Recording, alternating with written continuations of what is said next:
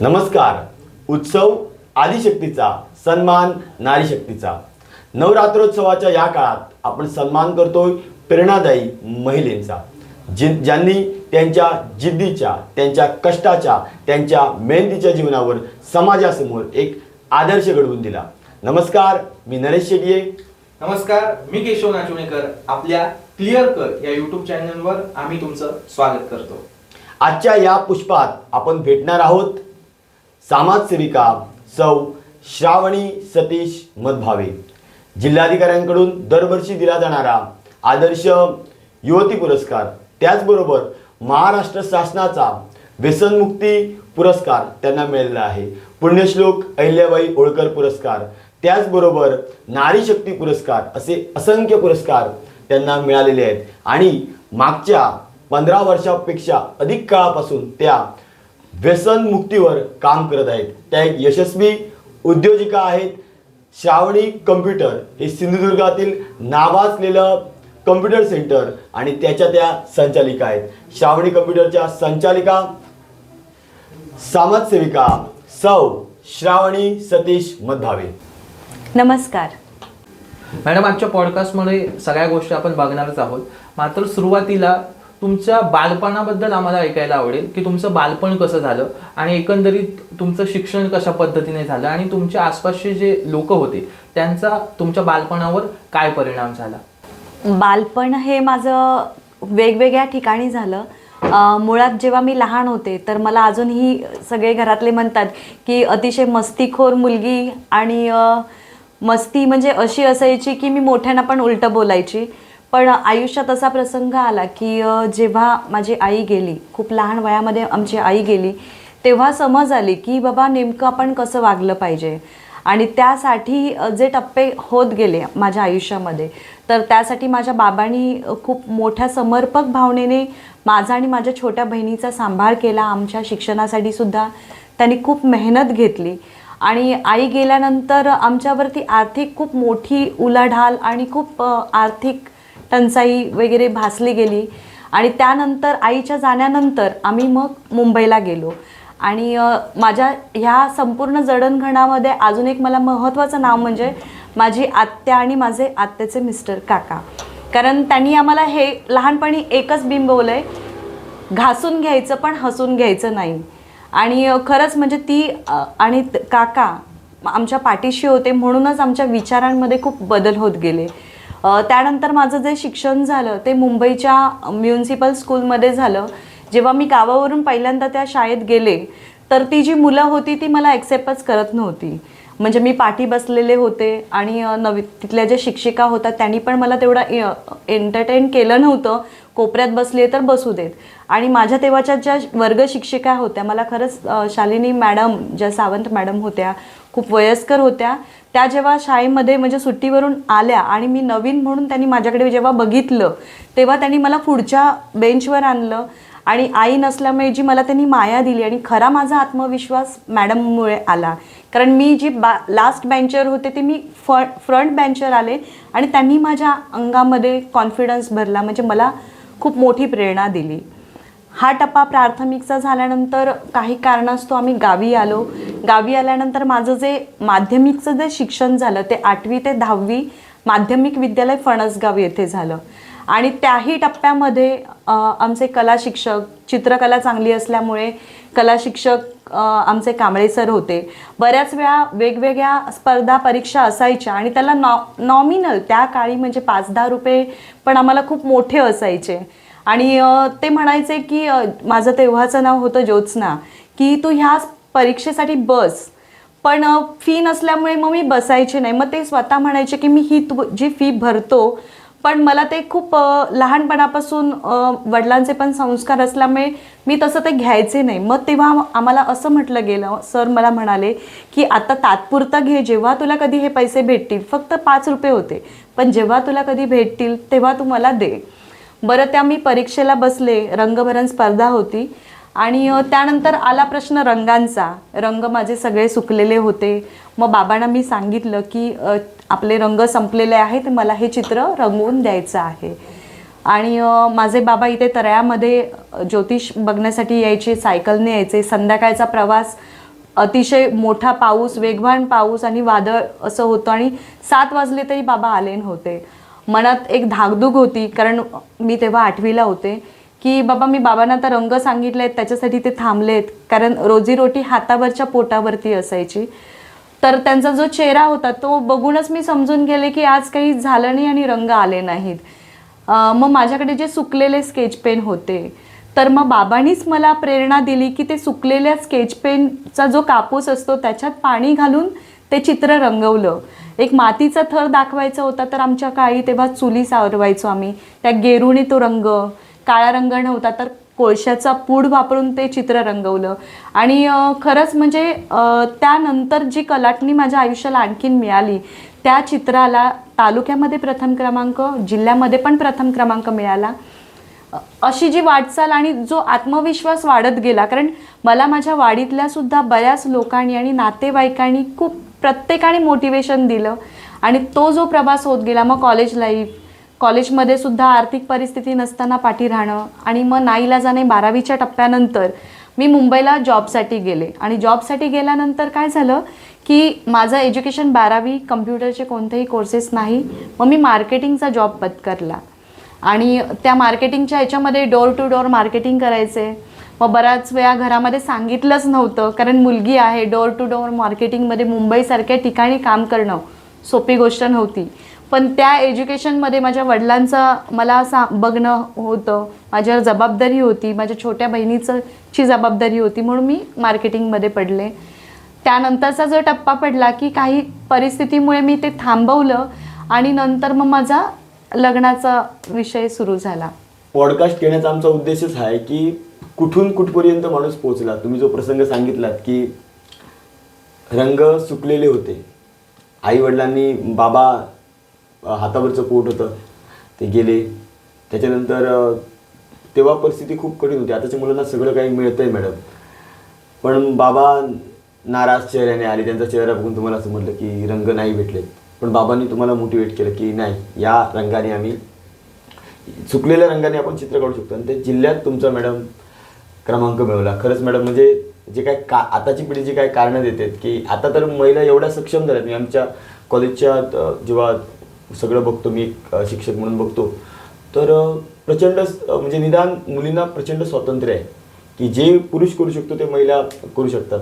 पण आज ते लोक जे काय छोटी छोटी कारणं देतात की मी महिला आहे म्हणून यशस्वी होणं मला कठीण आहे.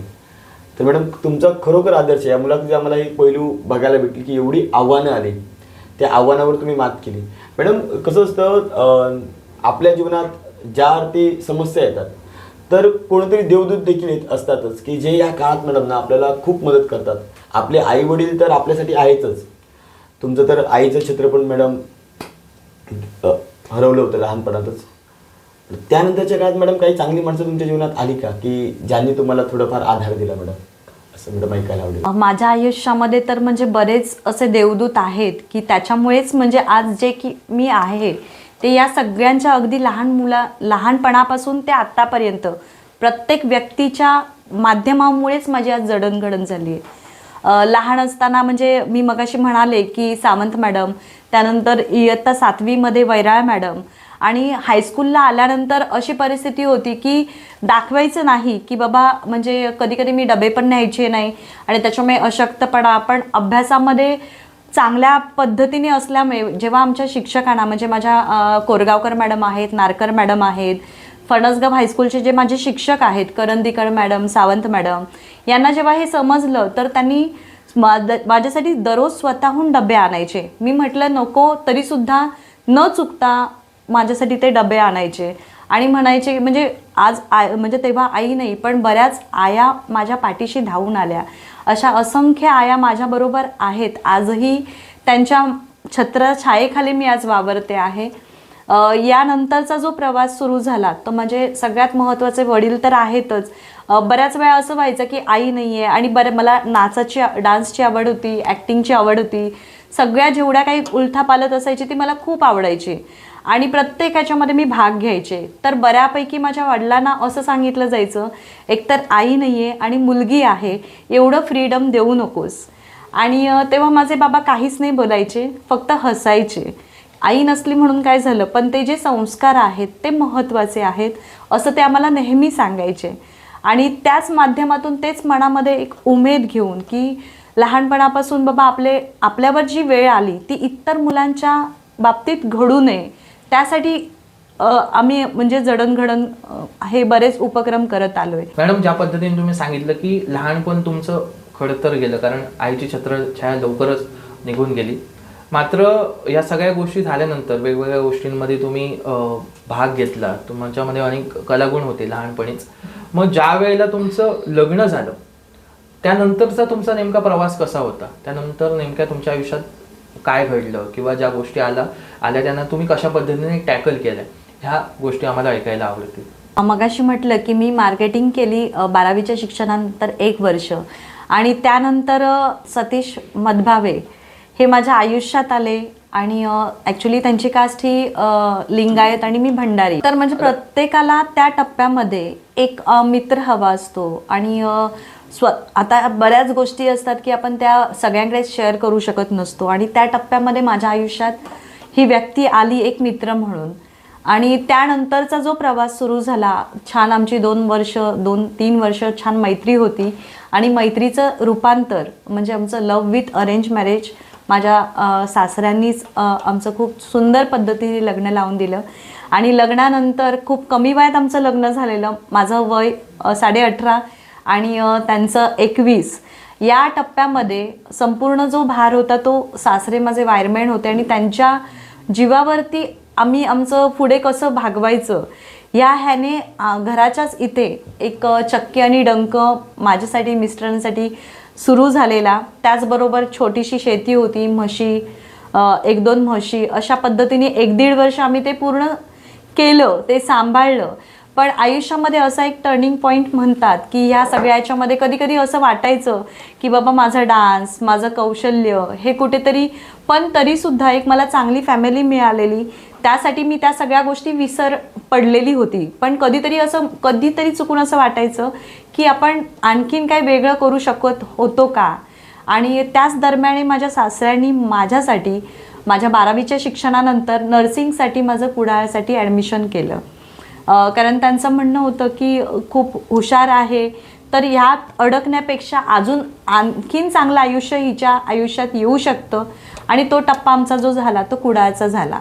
कुडाळमध्ये बॅरिस्टर नाथपईमध्ये माझं नर्सिंगचं एज्युकेशन, आणि त्याचबरोबर गाळवणकर सरांचा एक उल्लेख करावासा वाटतो, कारण त्यांच्यामुळे सुद्धा आमच्या आयुष्यामध्ये खूप एक वेगळी कलाटणी मिळाली.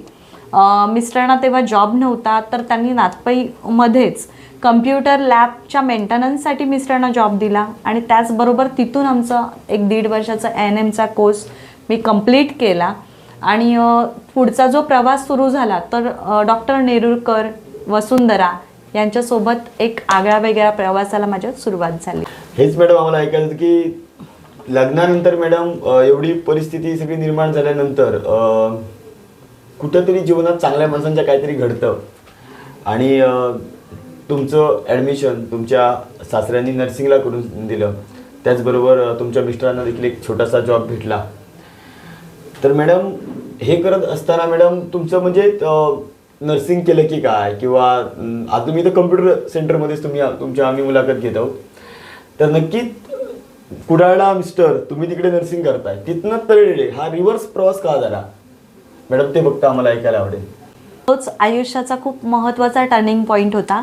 नर्सिंग केल्यानंतर वसुंधरा नेरुरपार जी विज्ञान केंद्र आहे तिथे नर्सिंगची वॅकन्सी होती. आणि तिथे मी जेव्हा गेले तर तेव्हा डॉक्टर अनिल नेरुरकर जे अमेरिकेला असतात, तर त्यांनी वॅकन्सी भरवलेली होती. तंबाखू प्रतिबंध अभियान सिंधुदुर्ग या अभियानांतर्गत त्यांना एक नर्स हवी होती, जिचं काम होतं की प्रत्येक शाळा कॉलेजवरती एक 5-10 मिनटं तंबाखू वाईट आहे हे सांगणं.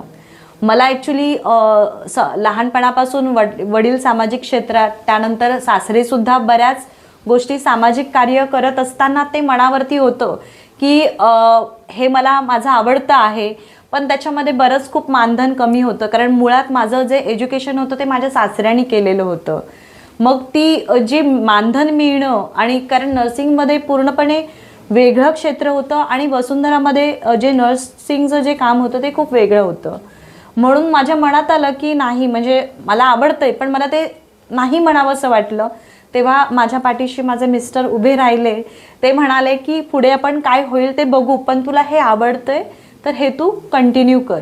आणि तो जो माझा प्रवास सुरू झाला, फक्त एक 10 मिनिटाचा माझा आयुष्यामधला, तंबाखू व्यसनमुक्ती, तंबाखू हे वाईट आहे एवढं सांगण्यापुरतं मर्यादित न राहता विविध उपक्रम वसुंधरामध्ये असताना मी अनुभवले आणि ते आम्ही करत गेलो. कारण तंबाखू वाईट आहे हे नुसतं सांगून येणं म्हणजेच काही मोठं काम नव्हे, तर त्या मुलांमध्ये सातत्याने नवीन उपक्रमांच्या माध्यमातून प्रेझेंट राहणं हे मी बालिश पद्धतीने नेरुरकर सरांना, आमचे संस्थापक CB काकांना सांगत राहायचे आणि मला ते कधीही कोणत्या गोष्टीला त्यांनी नकार दिला नाही. आणि म्हणूनच कुठेतरी माझं धाडस वाढत गेलं की आपण असं करून बघूया, तसं करून बघूया. आणि या संपूर्ण माझ्या आयुष्यामध्ये माझ्यासाठी जे व्यक्तिमत्व लाभले, CB काका जे वसुंधराचे संस्थापक, बाबा आमटेंच्या सानिध्यात 22 वर्ष त्यांनी कार्य केल्यानंतर अशा व्यक्तींच्या विचाराच्या सानिध्यात आम्ही आलो. त्यानंतर तिथले बर्डे सर, पठाडे सर, की त्यांनी नेमकं कशी जडणघडण घ्यावी, इतरांना आपण कशा पद्धतीने पुढे न्यावं. त्यानंतर भाग्यविता वारंग सर, या सगळ्यांच्या प्रवाहात म्हणजे एक चांगल्या माणसांच्या प्रवाहात आम्ही तिथे राहिलो. आणि त्यानंतर अशी गोष्ट घडली की आम्हाला आर्थिक परिस्थिती आम्हाला कुढाळला, आमचा संसार सांभाळताना अवघड झालं. आणि मग मी वसुंधरा सोडण्याचा निर्णय घेतला. मिस्टरांना आपण नातपाईमधून म्हणावं तसं म्हणजे आमचं होत नव्हतं. मग आम्ही विचार केला की कुठेतरी मुंबई पुण्याच्या ठिकाणी जाऊ, कारण माझं नर्सिंग झालेलं, त्यांचं हार्डवेअर नेटवर्किंग या क्षेत्रातलं शिक्षण पूर्ण आहे. आणि असं करत असताना डॉक्टर नेरुरकर सरांनी आम्हाला विचार दिला की अमर्यादित क्षेत्रात मर्यादित होऊन काम करण्यापेक्षा मर्यादित क्षेत्रात अमर्याद होऊन काम करणं. आणि वसुंधराची गेल्या त्या टप्प्यामध्ये 25 वर्षामध्ये कुठेही सेंटर नव्हतं. तर CB काकांनी जेव्हा हा विषय आला की मी वसुंधरा सोडते आहे, डॉक्टर नेरुरकरांना म्हटलं की मी आता थांबवते आहे, तर मलाही रडायला येत होतं. कारण एवढी माझं म्हणजे माहेर घर असं झालेलं. आणि हे होत असताना ते म्हणाले की तू सोडतेस हे म्हणतेसच कशाला. एकतर नाधवडे ते कुडाळ अपडाऊन मला शक्य नव्हतं किंवा तिथे राहणं मला शक्य नव्हतं. पण त्यांनी जेव्हा माझ्यासमोर प्रस्ताव ठेवला की आपण तळ्यामध्ये सेंटर देऊ, आणि तो आयुष्यातला खूप वेगळा टर्निंग पॉईंट होता. डॉक्टर नेरुरकर सर यांनी तुम्हाला सपोर्ट केला. तुमच्याकडे तो भावनिक क्षण होता की तुमच्या कुटुंबातनं तुम्ही बाहेर पडताय आणि तुम्ही मुंबईला जाण्याचा विचार करत होता. तुमच्यासोबत मॅडम तुमचे मिस्टर देखील होते आणि ते कुडाळात काम करत होते. मग मॅडम तुम्ही जेव्हा तळेरेत आलात तेव्हा देखील काही आव्हानं होते. आणि मग नक्की कसं काय घडलं, म्हणजे आता तुम्ही कम्प्युटरमध्ये काम करताय, व्यसनमुक्तीत काम करताय, तुमचे मिस्टर तेव्हा तिकडे होते, मग म्हणजे तुम्ही इथे एकटे आले असते, नक्की काय घडलं तेव्हा हे आम्हाला ऐकायला आवडेल. जेव्हा परिस्थिती अशी निर्माण झाली की मुंबई पुणा न घेता इथल्या इथेच थांबणं असं जेव्हा नेरुरकर सर म्हणाले, तेव्हा माझं तर करिअर होतंय, पण माझ्या मिस्टरांचं काय. मुंबई पुणा हा जेव्हा ऑप्शन आम्ही स्किप केला, त्यानंतर तळ्यामध्ये येऊन नेमकं काय करायचं याचं नेमका उलगडा होत नव्हता. आणि त्याच वेळी म्हणजे योगायोगाने आमचे MKCLचे जिल्हा समन्वयक प्रणय तेली सर आणि सई तेली मॅडम यांच्या प्रेरणेने आणि त्यांच्या मार्गदर्शनाने आम्ही तळ्यामध्ये श्रावणी कम्प्युटर ची सुरुवात केली. आणि खरंच म्हणजे त्यांच्या मार्गदर्शनामुळे आज आम्ही हे नाव मोठं करू शकलो. अनैसे म्हणजे व्यसनमुक्तीचं काम होतंच की प्रत्येक शाळा कॉलेजमध्ये जायचं, एक 5-10 मिनिटं बोलायचं. आणि हे करत असताना MKCLच्या माध्यमातून माझी लहानपणी पण अशी इच्छा होती की बाबा म्हणजे रिपोर्टर व्हायचं, कधी असं वाटायचं की ॲक्टर व्हायचं, कधी वाटायचं की बाबा टीचर व्हायचं. आणि ह्या सगळ्या वेगवेगळ्या रोलमधून मला हा अनुभव मिळाला की आपण बाबा शिक्षक नाही झालो, पण अनैसे MKCLचं पण सेंटर आपल्याकडे आहे. 2-2 महिन्याने MSAT बॅचसाठी क्लिक कोर्सेससाठी जेव्हा मुलं येत आहेत, तर नुसता आज कम्प्युटर कोर्स देऊन चालणार नाहीये, तर मुलांवरती चांगले संस्कार आणि कौशल्य विकास होणं सुद्धा महत्त्वाचं आहे.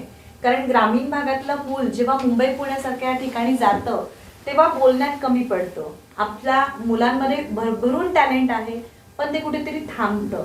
मग त्यासाठी डॉक्टर नेरुरकरांच्याच मार्गदर्शनाने आम्ही व्यक्तिमत्व विकास, बोलेल तो जिंकेल, अशा बऱ्याच उपक्रमांची आरास आपण आपल्या या ग्रामीण भागासाठी सुरुवात केली. आणि त्या माध्यमातून खरंच म्हणजे आपल्या त्या वेळीच्या विद्यार्थ्यांनी, आणि माझा सगळ्यात महत्त्वाचा माझ्या आणि माझ्या मिस्टरांचा लेफ्ट हँड म्हटलं तर माझी बहीण रीना, तिच्या जीवावरती बऱ्याच गोष्टी आम्ही सुरुवात केल्या. आणि संयोगाने पुढे पुढे आमचे जे स्टाफ येत गेले, अमोल होता, प्रियांका होती, हे कधी स्टाफ म्हणून आमच्याबरोबर राहिले नाहीत, तर एक सामाजिक उपक्रम आणि आपण समाजाचं काहीतरी देणं लागतो आणि शिक्षण हे अतिशय महत्वाचे आहे, या भावनेनेच प्रत्येकाने आम्हाला साथ घातली.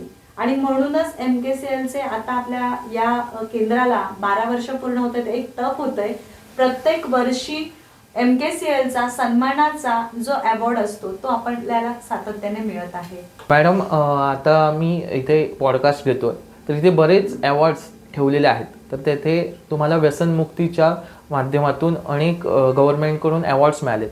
तर व्यसनमुक्तीमध्ये तुम्ही तंबाखू हाच विषय नेमका का निवडला? डॉक्टर अनिल नेरुरकर की जे अमेरिकेला असायचे सर, आणि ते आपल्या मित्रमैत्रिणींना भेटण्यासाठी टाटा हॉस्पिटलला जेव्हा जायचे तेव्हा त्यांनी बघितलं की ते मांजरेकर, सावंत, देसाई, म्हणजे अशी जी आपल्या सिंधुदुर्गातली आडनावं होती, जी कॅन्सरग्रस्त पेशंट होते आणि ज्यांची जी ही परिस्थिती आली ती तंबाखूजन्य पदार्थांमुळे आली. आणि म्हणून मग सरांनी ते अभियानाला सुरुवात केली. आणि मग त्या अभियानामध्ये मी सुद्धा इन्व्हॉल्व्ह झाले, कारण आपण बघतो की तंबाखू घातक आहे, तंबाखू मतलब खल्लास, म्हणजे अशा बऱ्याच टॅगलाईन्स बघतो. पण मी सुद्धा याच्या आधी कामासाठी उतरण्याच्या आधी मी पण एवढी कधी सिरियस नव्हते. मग त्यासाठी जेव्हा मी बघितलं तेव्हा हे खरंच आहे की बाबा काय होतं, म्हणून आम्ही स्वतः प्रत्यक्ष टाटा हॉस्पिटलला व्हिजिट केली सर. आणि त्यावेळी बघत असताना जी टाटा हॉस्पिटलच्या बाहेर जी रांग होती, फुटपाथ पासून पाय ठेवायला सुद्धा जागा नव्हती, एवढे असंख्य पेशंट वेटिंग साठी सुद्धा होते. आणि असं करत करत असताना जेव्हा आम्ही प्रत्येक पेशंटची माहिती विचारली की बाबा तुम्हाला कॅन्सर कशामुळे झाला, तुम्हाला कॅन्सर कशामुळे झाला, तर प्रत्येक पेशंटचं हेच होतं, कोण पान मसाला, खैनी, गुटखा, तंबाखू या सगळ्यांच्या व्यसनाधीनतेमुळे त्यांना कॅन्सर झालेला. आणि हे कुठेतरी परत माझ्या मनात चुकचुकलं, कारण मी लहानपणापासून आपल्या या सिंधुदुर्गात कोकणात वाढले. आपल्याकडे भजनी मंडळ खूप मोठ्या प्रमाणात राहतात. एखाद्या म्हणजे माझे वडील म्हणजे निर्व्यसनी असताना मी हे गोष्ट बघितली की आमच्या घरामध्ये खातच नव्हते, पण भजनी मंडळांसाठी आमच्या घरात खात नसताना आम्ही पान तंबाखूची तबगडी तेव्हा सजवायचो. हे कुठेतरी मनात आलं. आज आपण बघितलं, जर एखादा दारुडा माणूस रस्त्याने जर चालत असेल तर कुत्रा सुद्धा बाजूला होतो, पण तंबाखूजन्य पदार्थांचा आपल्या समाजामध्ये असं ते वाईट आणि घातक आहे अशी मानसिकताच नाहीये. म्हणूनच म्हणजे बाबा तो किती घातक आहे. कॅन्सर तर ही लांबची गोष्ट झाली, पण तंबाखूजन्य पदार्थांमुळे दात खराब होतात. जर दातच तोंडात नाही राहिले तर पोटात अन्न नाही जात आणि तिथून किती प्रॉब्लेम्स होतात. आणि म्हणून हा विषय जो आला की इतर सगळ्या व्यसनांपेक्षा पूर्वी आपण सगळ्यात महत्वाचा फोकस करू की तंबाखूवरती, कारण लहान मुलांच्या समोर सुद्धा सरस तंबाखूजन्य पदार्थ सेवन केले जातात. आणि तेच मग मुलांना सुद्धा पालकांचं अट्रॅक्शन राहतं की यस बाबा करतायत ना, तर ती कृती करत पहिला ती खेळात आणि नंतर प्रत्यक्षात ती कृती मुलांकडनं होते.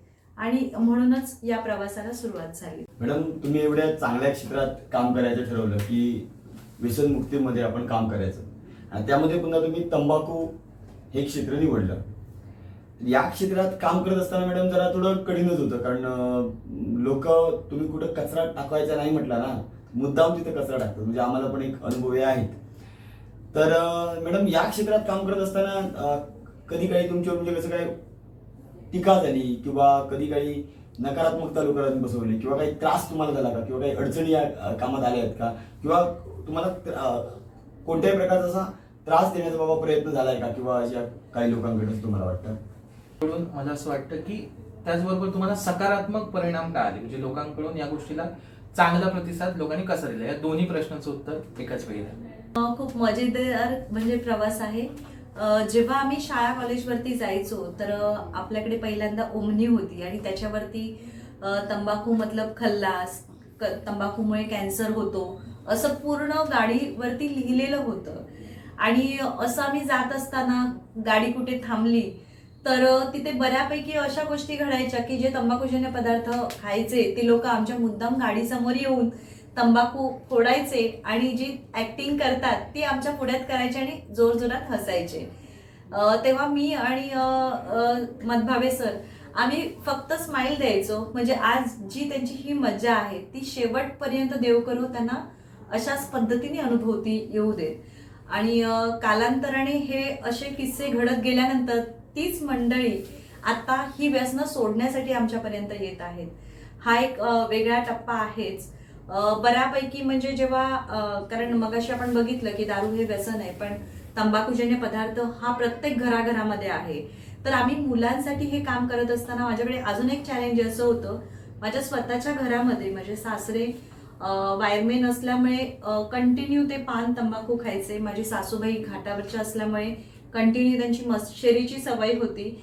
आणि काम करत असताना असं व्हायचं कधी कधी की आपल्या घरातच आहे तर आम्ही बाहेरच्यांना कसं समजवायचं, हा पण मध्येच मनावरती धर्मसंकट निर्माण व्हायचं. तेव्हा माझे सासरे म्हणायचे की बा तू चांगली काम करतेस, करत राहा, हे आम्ही आता आमचं वय झालंय, आम्ही आता काही करू शकत नाही, पण तुम्ही नवीन पिढीसाठी करताय तर तू थांबू नकोस.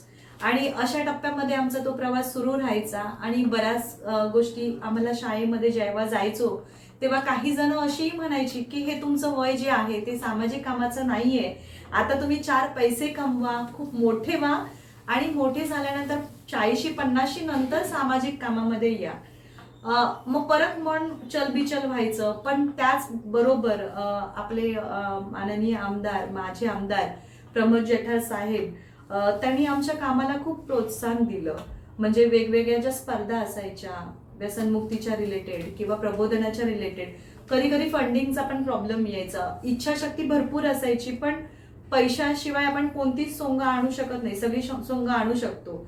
तर त्यांनी आम्हाला खूप म्हणजे पाठिंबा दिला, त्यांच्या उपक्रमांसाठी जागा द्यायचे. आणि व्यसनमुक्तीचं काम करत असताना असं लक्षात आलं की आपली मुलं खूप हुशार आहेत पण ती बोलत नाहीयेत. व्यसनमुक्ती हे खाऊ नका हे सांगण्यापेक्षा मुलांकडनं काय करून घेतलं पाहिजे, जसं की आता युथ पिढी आहे तर त्यांना करिअर गायडन्स महत्वाचं आहे की त्यांच्या असणाऱ्या कला कौशल्यांना वाव देऊन त्यांनी स्वतःचं करिअर कसं घडवावं याच्यावरती मार्गदर्शन पाहिजे.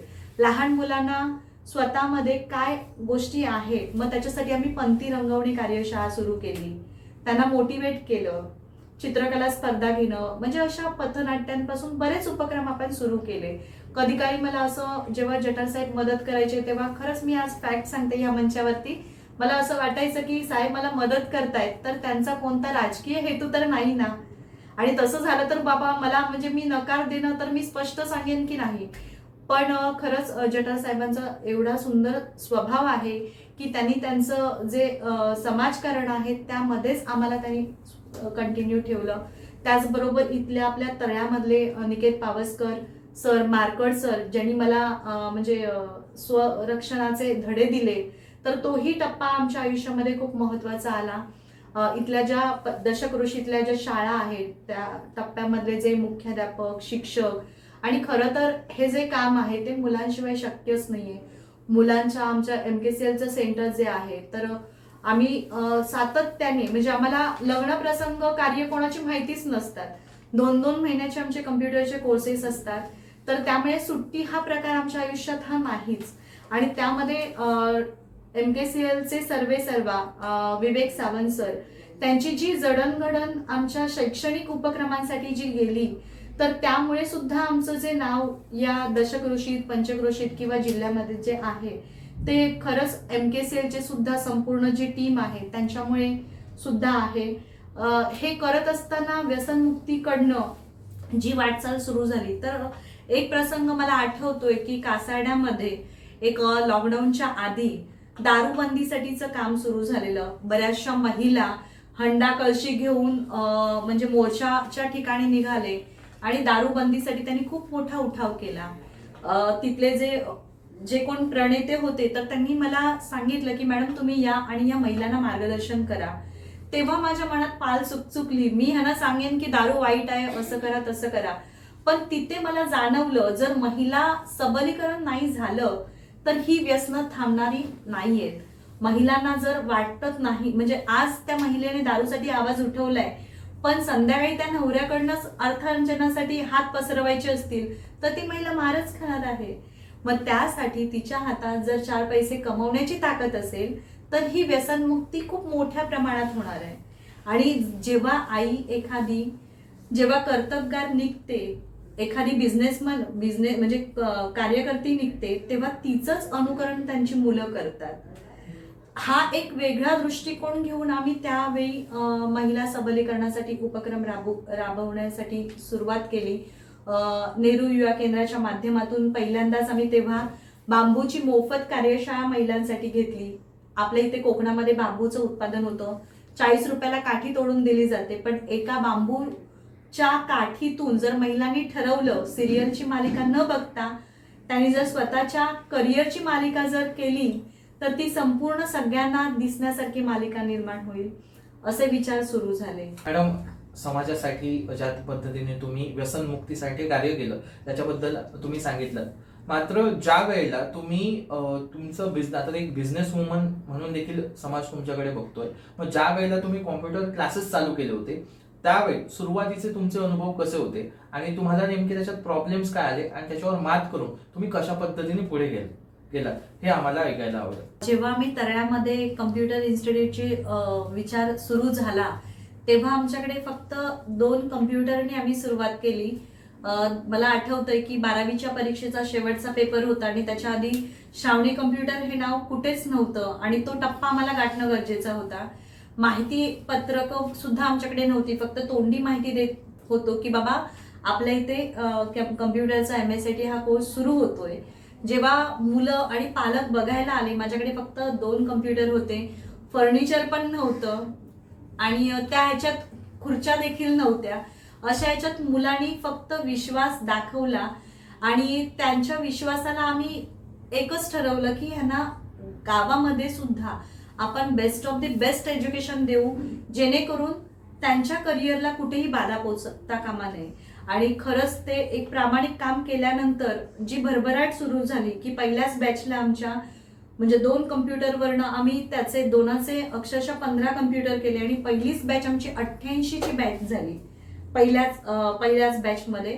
दुसऱ्या वर्षी अशाच पद्धतीने 150, 200, 250 असा टप्पा सुरू होता. अक्षरशः 2 कम्प्युटर पासून मॅडम तुम्ही सुरुवात केली आणि तुम्ही यशाच्या शिखरावर आत पोहोचलेला आहात आणि तो तुमच्या यशाच्या शिखराकडे तुमचा प्रवास सुरू होता. आणि हा प्रवासात मॅडम लोकांनी भरपूर इन्व्हेस्टमेंट केलेली असते, अक्षरशः कर्ज काढावे लागतात. बिझनेस करणं ही काही एवढी सोपी गोष्ट नाही. आणि मॅडम जेव्हा तुम्ही हे सगळ्या गोष्टी इन्व्हेस्टमेंट करत होता, समाजात तुमचं नावलौकिक होत होतं, तुमचे विद्यार्थी वाढत होते आणि अचानक कोविड आला आणि कोविडचा प्रत्येक व्यावसायिकाला खूप मोठा फटका बसला. काही व्यावसायिकांना एवढा मोठा फटका बसला की ते उभे देखील राहू शकले नाहीत. आणि तुमचा तर जो व्यवसाय होता मॅडम तो म्हणजे मुलांना शिकवण्याचा होता आणि जो टोटली त्या काळात बंद झालेला होता. आणि तुमचं प्रॅक्टिकल शिकवल्याशिवाय माणूस कम्प्युटर शिकू शकत नाही. काय ऑनलाईन शिकवण्याचा काय विषय नाहीये मॅडम, माऊस आधी हातात धरावा लागतो. तर तो काळ मॅडम होता तो निश्चितच तुमच्या जीवनात संघर्षाचा होता का, किंवा त्या काळात तुम्हाला काय समस्यांना सामोरं जावं लागलं आणि त्या समस्यांवर मॅडम तुम्ही कशी मात करून पुन्हा यशाकडे आलात हे आम्हाला ऐकायला आवडेल. खरंच आहे, कारण कोविडच्या टप्प्यामधला जो अनुभव आहे तो प्रत्येकाचा खूप एकदम मोठा आहे आणि ते जरी विचार आले तरी अंगावरती शहारा येतो. लॉकडाऊनच्या आधीच म्हणजे एक प्रसंग असा आला की आम्ही कम्प्युटर इन्स्टिट्यूट आणि सामाजिक अशा दोन्ही गोष्टींमुळे एकदा आमच्या घरात असंच आम्ही बसलेलो. माझे दीर नुकतेच गव्हर्नमेंट साठी जॉबसाठी जॉईन झालेले. 1 वर्षानंतर त्यांनी त्यांची सेव्हिंग सांगितली आणि आम्हाला आमची सेव्हिंग विचारली की तुम्ही दोघं काम करताय तर तुमची सेव्हिंग किती. तर तिथून आमच्या हातात बोलण्यासारखं काहीच नव्हतं. मग तेव्हा आम्हाला म्हटलं गेलं की बाबा तुम्ही डोक्यावरती काहीतरी कर्ज ठेवा, नाहीतर शिक्षण आणि समाजकारण याच्यात आयुष्य असंच निघून जाईल. मग आम्ही असं ठरवलं की आम्हाला काय गाडीची तर इच्छाच नाहीये, कोणत्या ह्याची प्रॉपर्टीची इच्छा नाहीये. फक्त एकच ध्येय होतं की ग्रामीण भागामध्ये सुसज्ज असं आपलं कम्प्युटर इन्स्टिट्यूट आणि शैक्षणिक दृष्ट्या असं परिपूर्ण आपण काहीतरी आपण निर्माण करावं. आणि त्याच दरम्यान हे आता आपण पहिल्यांदा बांदिवडेकर कॉम्प्लेक्समध्ये रेंटने होतो, आता ही स्वतःची जागा आहे. तर त्या टप्प्यामध्ये आम्ही ते असं वाटलं नव्हतं की बाबा आपण हे 1-2 वर्षातच संपूर्ण लोन जे आहे ते क्लिअर करू, कारण 200 ते 250 पर्यंत आमची मजल होती विद्यार्थ्यांची. लॉकडाऊन पडल्यानंतर पूर्ण आमचं खच्चीकरण झालं आणि त्या टप्प्यामध्ये आम्हाला नाधवडातून तरळा येत असताना पण खूप अडचणी यायच्या. मग आपल्या गाडीवरती अत्यावश्यक सेवा. मग आता अत्यावश्यक सेवेमध्ये आम्ही काय सेवा देणार? शिक्षण जसं तुम्ही म्हटलात की थांबलंच होतं. जे पासेस होते, पास देण्यासाठी ऑनलाईन पासेस म्हणजे प्रवासासाठीचा पास होता किंवा अशा काही ज्या गोष्टी होत्या त्या आम्ही त्या काळामध्ये सुरू ठेवल्या आणि आमचं शिक्षण आम्ही सुरू केलं की बाबा असं जर झालं तर आपण नेमकं काय करायचं. मग आम्ही फ्रीलान्सिंगवरती स्वतःवरती फोकस करायला लागलो. खूप बर्डन होतं, पण म्हटलं ह्या बर्डनामध्ये राहून आपण अजून उद्ध्वस्त होणार आणि त्या प्रवाहातून बाहेर पडण्यापेक्षा आपल्या क्षेत्रामध्ये आपण अजून काय करू शकतो. आणि सुदैवाने तेव्हाच कॉलेजेसच्या लास्ट इयरच्या परीक्षा वगैरे होत्या आणि त्या परीक्षा नेमक्या कशा कंडक्ट करायच्या हे सगळ्या कॉलेजेसना सुद्धा प्रश्न होते. आणि त्या दरम्यान आम्ही हे चॅलेंज ऍक्सेप्ट केलं की आपण ह्या ऑनलाईन परीक्षा घ्यायच्या.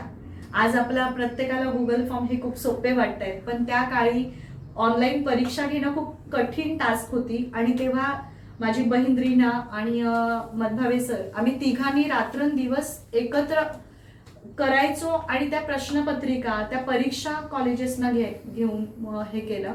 आणि तो टप्पा असा हळूहळू थोडासा विरला, पण अजूनही म्हणजे तो जर टप्पा आला नसता तर आज या कर्जामध्ये आपण बुडलो नसतो. तर फक्त एवढंच की कोणत्याही परिस्थितीला आपण सामोरे गेलंच पाहिजे, त्याच्यातून पळवाट न काढता त्याच्यातून मार्ग काढला पाहिजे, हे आम्हाला लॉकडाऊन मध्ये कोरोनातनं आम्हाला शिकायला मिळालं. मॅडम खूप छान वाटेल तुमच्याशी बोलताना, कारण जर एक सलाम चाऊस यांचं वाक्य आहे की जर तुम्हाला समोर पुढे जायचंय आणि समोर अडचण असेल तर अडचणीला डाव्या साईडने जा, उजव्या साईडने जा, वरून जा किंवा त्याला चिरून जा.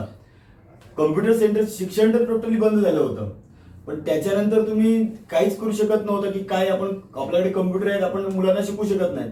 पण तुम्ही मार्ग काढला की ज्या परीक्षा आहेत त्या परीक्षा आपण ऑनलाईन पद्धतीने घेऊया आणि त्या परीक्षा तुम्ही घेतल्या आणि त्याच्यानं मॅडम तुम्ही थोडेफार पैसे कमवले असतील आणि त्यातनं तुम्ही जी काय प्रगती केली आणि या प्रगतीमध्ये तुम्ही घेतलेले कष्ट मॅडम ही खूप मोठी गोष्ट आहे की तुम्ही रात्रंदिवस बसला असाल आणि शिकवणं वेगळं आणि स्वतः कम्प्युटरवर बसून ते काम करणं वेगळं आणि हे मॅडम तुम्ही काम केलं. खरंच मॅडम तुम्ही समाजासमोर एक आदर्श आहात की माणसाने वाट काढली पाहिजे.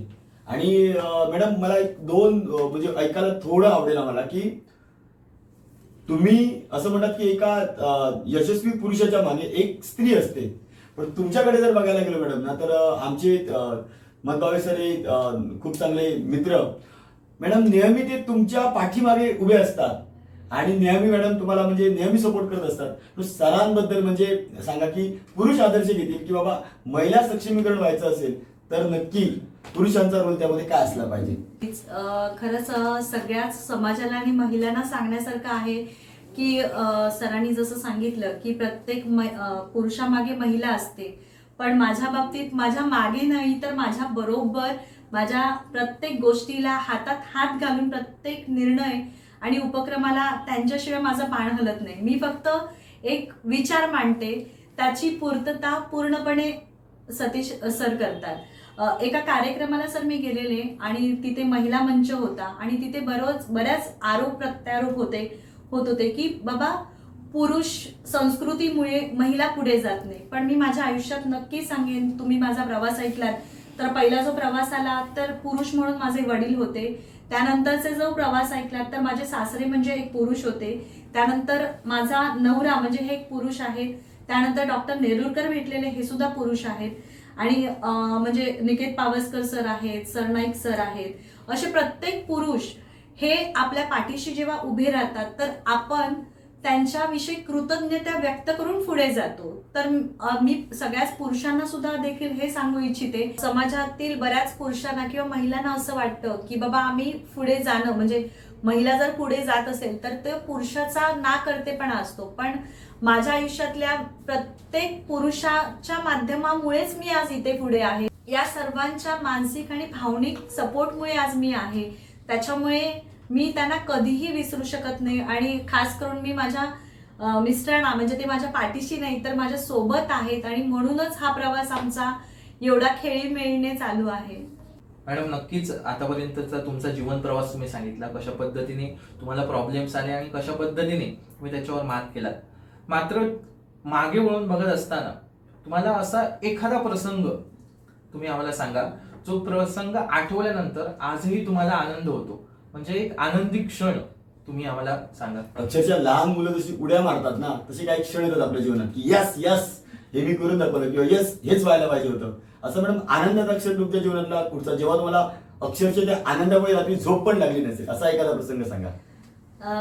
तो प्रसंग म्हणजे जेव्हा माझा मुलगा आणि माझी मुलगी अगदी हट्टाला पेटले स्वतःच्या आजी आजोबांचा तंबाखू सोडवण्याच्या वेळी. म्हणजे तो प्रसंग असा होता की आम्ही काम करत होतो व्यसनमुक्तीवरती, माझ्या घरात व्यसनं होती, पण आम्ही कधी मुलांना सांगितलं नाही की तुमच्या आजोबा आजींचं हे तंबाखूचं व्यसन सोडवा.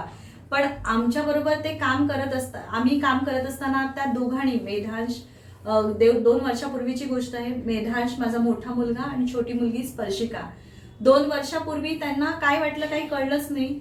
ज्या तंबाखूच्या पुड्या होत्या, मशेरीची पुडी होती, ते दोघं दररोज जाऊन फेकून यायचे. दररोज मजा मस्तीमध्ये एकदा थोडंसं त्यांना ओरडा भेटला की नको ना, म्हणजे असं कशाला करताय. दुसऱ्या दिवशी त्यांनी असं केलं की त्यांच्या ज्या पुड्या होत्या ते त्यांच्या हातात दिल्या, देवखोलीमध्ये त्यांनी स्वतःला कोंडून घेतलं आणि अक्षरशः त्यांनी ओक्ष दोघेही रडत होते. आणि त्यानंतर त्यांचं ते रडणं बघून माझ्या सासू सासऱ्यांनी तिथल्या तिथे तंबाखू सोडला. म्हणजे मला आतापर्यंत जे पुरस्कार मिळाले होते त्याही पेक्षा मला तो आनंदाचा क्षण होता. कारण मी हे काम करते, पण हे माझी मुलं माझ्यासाठी काम करायला सुरुवात झालीये, हा माझ्यासाठी अविस्मरणीय क्षण जो मी आयुष्यात कधी विसरू शकत नाही, आणि तो माझ्यासाठी खूप आनंदाचा होता. दुसरा आता कारण आम्ही जे प्रत्येक उपक्रम करतो त्याच्यामध्ये एक आमच्या विद्यार्थिनी रश्मी साटमने एक कविता तयार केलेली व्यसनमुक्तीची. ती कविता आम्ही प्रत्येक कार्यक्रमामध्ये सादर करायचो, आणि माझ्या मुलीने ते म्हटलं की आई, प्रत्येक कार्यक्रमामध्ये ही आता कविता मी बोलणार आहे. आणि याच वर्षीच्या रक्षाबंधनाचा जो कार्यक्रम होता, तर आम्ही कणकवलीच्या सफाई कर्मचाऱ्यांबरोबर तो रोटरीच्या माध्यमातून केला.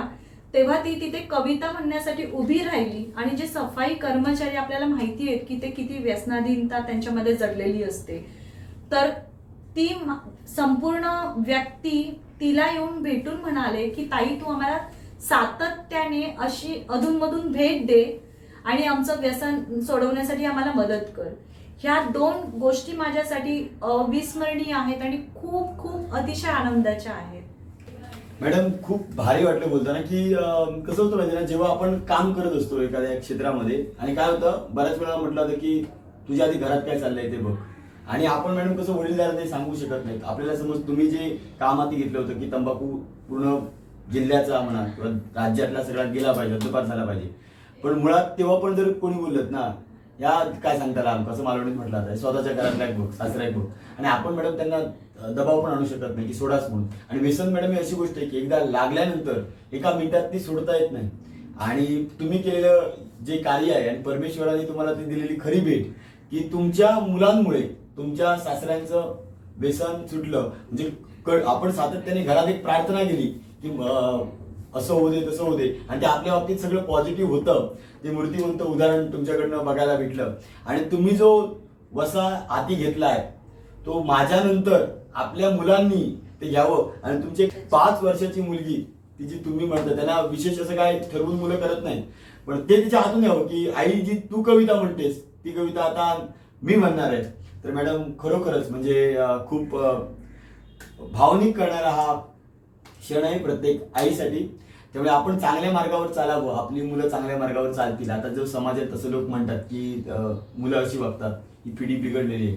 त्यांनी कुठेतरी मॅडम स्वतःकडे बघणं खूप गरजेचं आहे. कारण कसं आहे की आई वडिलांनी बघूनच मुलं करतात ना, आई वडील जसं वागतात तसं मुलं वागतात. त्यामुळे हा एक समाजासमोर मॅडम खरा आदर्श आहे. या मुलाखतीतून आपण बरेच तुमची मॅडम पैलू उलगडत गेलो, ज्यामध्ये सुरुवातीला तुम्ही तुमचा लहानपणी केलेला संघर्ष, आईचं चित्र रुपल्यानंतर झालेला तुमचा मॅडम ते कठीण प्रसंग आणि त्याच्यात तुम्हाला लोकांनी केलेली सपोर्ट, त्याच्यानंतर तुम्ही लग्न झालं, त्याच्यानंतर नवऱ्यासोबत तुम्ही जे काय सुरुवातीचे दिवस, कष्टाचे दिवस, त्याच्यानंतर तुम्ही मॅडम तुम्हाला एक संधी भेटली नर्सिंगची आणि त्या नर्सिंगमुळे तुम्ही इथं आलात. ही खूप मोठी गोष्ट आहे मॅडम. मॅडम तुम्ही MSW देखील आता करत आहात, हे देखील म्हणजे मला इथं नक्कीच आपली मगाशी जेव्हा तुमच्या मिस्टरांसोबत चर्चा झाली तेव्हा खूप अभिमानाने तुमच्याबद्दल बोलले. ते म्हणत होते की आता ती MSW करते. हा जो मॅडम तुमचा प्रवास आहे मॅडम, खरंच थक्क करणारा प्रवास आहे आणि हा पर्सनल प्रवास. त्याच्यानंतर तुम्ही आलात समाजसेवेत आणि त्यामध्ये तुम्ही व्यसनमुक्तीसाठी मॅडम जे काम केलं आणि त्याचे तुम्हाला महाराष्ट्र सरकारने जो पुरस्कार दिला, राष्ट्रपिता महात्मा गांधी व्यसनमुक्ती पुरस्कार, त्याच्यानंतर जिल्हा युवा पुरस्कार, इथे मॅडम शिक्षक भारतीने दिलेला नारी शक्ती पुरस्कार, असे मॅडम असंख्य पुरस्कार तुम्ही मिळवले आणि त्या क्षेत्रात तुम्ही टिकून राहिलात आणि खऱ्या अर्थाने जिल्ह्यामध्ये तुम्ही अशा प्रकारचं काम करत आहेत. आणि एवढं करून तिसरं क्षेत्र म्हणजे बिझनेस, त्यामध्ये देखील मॅडम तुम्ही केलेली प्रगती ही खऱ्या अर्थाने मॅडम थक्क करणारी आहे. मी सगळ्यांना आवर्जून सांगेन की हा इंटरव्ह्यू नक्की बघा, बघितला नाही तरी इंटरव्ह्यू चालू करून ऐका, कारण हे तुम्हाला विचार भेटतील की एक महिला जिच्या सुरुवातीचा काळ एवढा कठीण असताना, तुम्ही बाबांचे देखील मॅडम सांगितले की बाबा तुमच्यासाठी किती काम करायचे, किती कष्ट करायचे आणि बाबांनी तुम्हाला जे शिकवलं मॅडम, छोटासा संदेश होता की रंग नाही तर त्यामध्ये पाणी घाल आणि चित्र काढ. आणि तुम्ही मॅडम ते चित्र काढल्याने जिल्ह्यात क्रमांक मिळवला. आई वडिलांची परिस्थिती, आई वडील त्यांच्याकडे जेवढं आहे तेवढं तुमच्याकडे देतात, पण त्या प्रत्येक मुलाने हा व्हिडिओ बघावा की काय म्हणजे तो संघर्ष तुम्ही मॅडम कसा केला. त्याच्यानंतर तुम्ही पुढचा जो प्रत्येक संघर्ष मॅडम तुमचा नक्कीच बघण्यासारखा आहे. मॅडम एक शेवटचा प्रश्न विचारतो आणि याच्यानंतर आपण रॅपिड फायर घेऊ. शेवटचा प्रश्न मॅडम असा आहे की महिला सक्षमीकरण म्हणजे नक्की काय असं तुम्हाला वाटतं, याबद्दल तुम्ही तुमचं मत मांडा. म्हणजे फक्त महिला सक्षमीकरण म्हणजे तिने पैसे कमवले पाहिजेत, ती फक्त आर्थिकदृष्ट्या सक्षम झाली पाहिजे, तिचा कामात सहभाग वाढला पाहिजे, तिने पुरुषांप्रमाणे वेश परिधान केला पाहिजे, पुरुषांप्रमाणे गाडी चालवली पाहिजे किंवा इतर पुरुषांप्रमाणे सगळ्या गोष्टी केल्या पाहिजेत, की याला इतर पैलू आहेत की महिलेची भावनिकता, तिची मानसिकता, तिची समाजातील तिची इमेज, या सगळ्या गोष्टी भावनिक मानसिक असा प्रत्येक पैलू महिला सक्षमीकरणाला आहे असं तुम्हाला वाटतं की इतर काही? बोला मॅडम. मला असं वाटतं की महिला म्हणजे आपल्या सगळ्यांनाच माहितीये की जेव्हा देवाने महिला बनवली आहे, म्हणजे नारीला बनवलं आहे, तर बराच वेळ घेतलेला आहे की त्याच्यामध्ये तिच्याकडे टाइम मॅनेजमेंट आहे. तिचं जर जेवण चालू असेल तर आयत्या वेळी ती तिच्या मुलांना कुठे काय आहे हे सांगते, त्याच वेळी तिच्या नवऱ्याला काय लागते ते सांगते, त्याच वेळी तिच्या सासू सासऱ्याला काय हवं तेही देते. म्हणजे जी टाइम कॅपॅसिटी आहे ती तिच्याकडे आहे. तिच्याकडे बचत करण्याची वृत्ती आहे. म्हणजे दर महिन्याला आलेल्या पैशामधून 4 पैसे कशा पद्धतीने कुठे कुठे सेव्ह करायचे आणि कुठे खर्च करायचे, हे जे काही नियोजन लागतं एक बिझनेस वुमन म्हणून, अतिशय उत्कृष्टरित्या महिलांकडे आहे. तिने लहानपणी सक्षमीकरणाचं बाळकडू पिणं गरजेचं आहे. जसं की म्हणजे ती स्वतः आज आपण बघतो की म्हणजे बऱ्यापैकी म्हणजे अभ्यास पण करते आहे, घरातल्या कामांमध्ये सुद्धा ती मदत करते आहे, त्याचबरोबर ती तिच्या ज्या क्षेत्रात आहे त्या प्रत्येक क्षेत्रामध्ये तिचं स्वतःचं अस्तित्व टिकवण्याच्या धडपडीत आहे. तर ह्या सगळ्या धडपडीमध्ये तिने स्वतःला सिद्ध करण्यासाठी मानसिकरित्या कठोर भक्कम होणं गरजेचं आहे, शारीरिक दृष्ट्या सुद्धा. कारण आज आपण बघतो मानसिकरित्या जरी भक्कम असलं तरी व्यक्ती शारीरिक दृष्ट्या तेवढ्या पद्धतीने भक्कम राहत नाहीये. तर त्यासाठी आपण पहिल्यांदा स्वतःच्या आरोग्याची काळजी घेणं गरजेचं आहे. त्याच्यासाठी स्वतःसाठी आहाराचं नियोजन असणं देखील महत्वाचं आहे, जिथे आहार, विचार आणि संस्कार ह्या गोष्टींचं एकत्रीकरण म्हणजेच सक्षमीकरण. जेव्हा आपल्याकडे लक्षात येतंय की बाबा स्वावलंबन हे अतिशय महत्वाचा विषय आहे, प्रत्येक गोष्ट माझी मी करेन आणि ती कल्पकतेने करेन, हे जेव्हा महिलांना समजतंय तर ती प्रत्येक भले सुशिक्षित महिला असो, अशिक्षित महिला असो, प्रत्येक महिला ही स्वतःच्या छोट्याशा एक स्टार्टअप पासून एक मोठं वलय ती स्वतःसाठी तयार करू शकते. आज आपण बघतो की घरामध्ये मालिकांची मालिका ते बघत बसतात, पण महिलांनी जर मनावरती घेतलं तर त्यांच्या अंगी असणाऱ्या कला कौशल्यांना धरून त्यांनी याच्यातून कल्पकता विकणं गरजेचं आहे. आज समाजाला या पुढच्या संपूर्ण क्षेत्रामध्ये मार्केटिंग, ॲडव्हर्टाइजमेंट, आणखीन सेवा या 3 क्षेत्रामध्ये खूप मोठं मार्केट आज आपल्याला बघायला मिळणार आहे. तर महिलांना खूप चांगली संधी आहे. तुमच्यात जे टॅलेंट आहे त्या टॅलेंटवरती फोकस करा आणि त्या फोकसमधून तुम्ही छोटा का होईना स्टार्टअप तयार करा. आणि मनापासून जी आपण एखादी गोष्ट करतो त्याला आपोआप सगळ्या गोष्टी जुळून येतात. त्याला आपण कारणं देण्यापेक्षा त्या निर्माण करणं गरजेचं आहे आणि हे प्रत्येक स्त्रीमध्ये आहे. आणि म्हणूनच नारी शक्ती हा आपला जो सदर करता आहात, तर नक्कीच या संपूर्ण महिलांना या आपल्या चॅनलच्या माध्यमातून उंच भरारी घेण्यासाठी प्रेरणा मिळणार आहे. धन्यवाद मॅडम, खूप छान पद्धतीने तुम्ही तुमच्या आयुष्याचा प्रवास पूर्ण सांगितलात. आता आपण आजच्या पॉडकास्टच्या शेवटच्या टप्प्यावर आलोय. शेवटचा टप्पा म्हणजे रॅपिड फायर राऊंड. आम्ही काही तुम्हाला प्रश्न विचारू, त्याचे 4 ऑप्शन आम्ही तुम्हाला देऊ, त्यातील तुम्हाला नेमकं काय वाटतं ते तुम्ही सांगायचं आहे. तुमचा पहिला प्रश्न, तुम्ही तुमच्या दिवसाची सुरुवात कशाने करता? चहा, कॉफी, मेडिटेशन की मोबाईल? यांपैकी काहीच नाही, मुलांच्या डब्याने सुरुवात होते. ओके. तुम्हाला कोणती गोष्ट जास्त ऊर्जा देते? समाजसेवा, विद्यार्थ्यांशी संवाद, कुटुंब की संगीत? समाजसेवा. बिझनेस मध्ये सर्वात महत्वाचं काय आहे? पैसा, विश्वास, जाहिरात की नेटवर्क? विश्वास. तुमच्या मते संगणक शिकायला सुरुवात कोणत्या वयात व्हावी? 5 वर्ष, 10 वर्ष, 15 वर्ष की कधीही चालेल? 5 वर्ष.